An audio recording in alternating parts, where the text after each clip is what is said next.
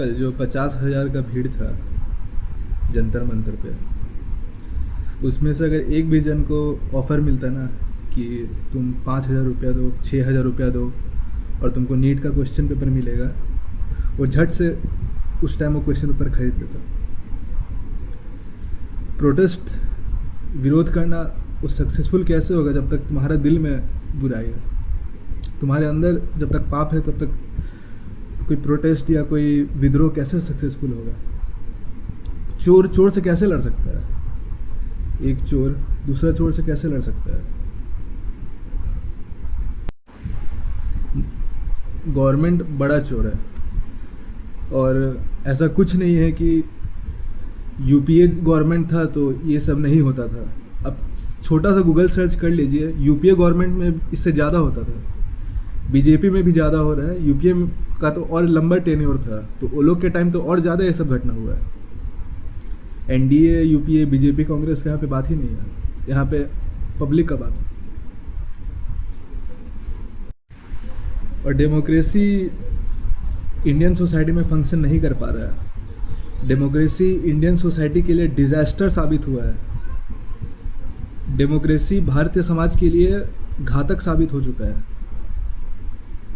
एक Chinese soldier था, Taiwan issue पे हम उसका वीडियो देख रहे थे, वो एक बहुत सही बात बोला कि आप लोग के यहाँ कास्टिज़म, रिलीजियस डिवीज़न कम है। यूरोप और अमेरिका का बात कर रहा था वो। आप लोग के यहाँ एक कम है, रेनेसा हुआ है आप लोग के यहाँ, आप लोग पढ़े लिखे हैं, इसलिए आप लोग के लिए डेमोक्रेसी ठीक है। जापान हो गया, जर्मनी हो गया, ये सब देश के लिए डेमोक्रेसी ठीक है, लेकिन भारत जैसा अशिक्षित समाज के लिए डेमोक्रेसी घातक है। यहाँ पे सिर्फ पंडित और दलित और मुसलमान और हिंदू के नाम पे वोट जाता है। कोई वोट नहीं देने वाला है कि पेपर लीक हुआ था, सब बस बहाना है। इंडिया में डेमोक्रेसी घातक साबित हुआ है। एग्जाम्पल अब सीरिया को ले लीजिए। सीरिया में बशार अल असद का डिक्टेटरशिप था, उसके पहले डेमोक्रेसी था। डेमोक्रेसी को हटा के हाफिज़ अल असद आया, हाफिज़ अल असद का बेटा बशर अल असद आया, अब बशर अल असद को हटा के जुलानी आया।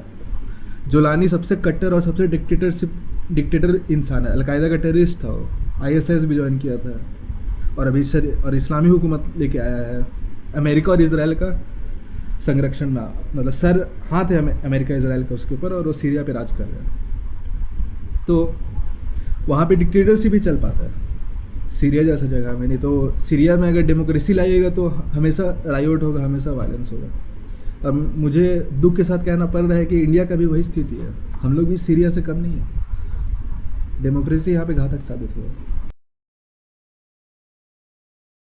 आज दुनिया भर में जो आप बड़ी बड़ी समस्याएं देख रहे हैं,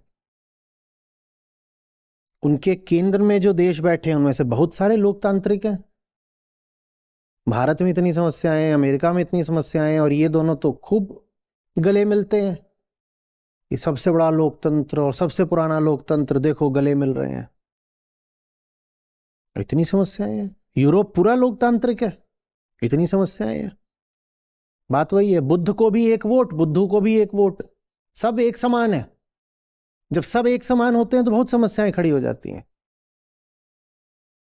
हम नहीं कह रहे हैं कि ऊंचाई और निचाई एक समान है, हम कह रहे हैं ऊंचाई होती है और निचाई से अलग होती है ऊंचाई, पर जानो कि ऊंचाई कहां है।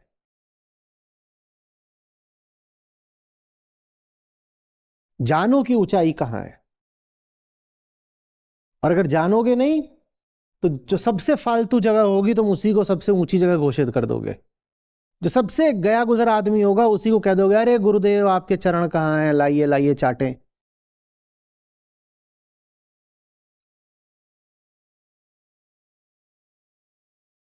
और जो ऊंचे होंगे उनको ले जाकर के सूली पे टंगा दोगे, कि जहर पिला दोगे, कि आग लगा दोगे, जो भी कर सकते हो, या उपेक्षा कर दोगे, उन्हें इतिहास से ही गायब कर दोगे।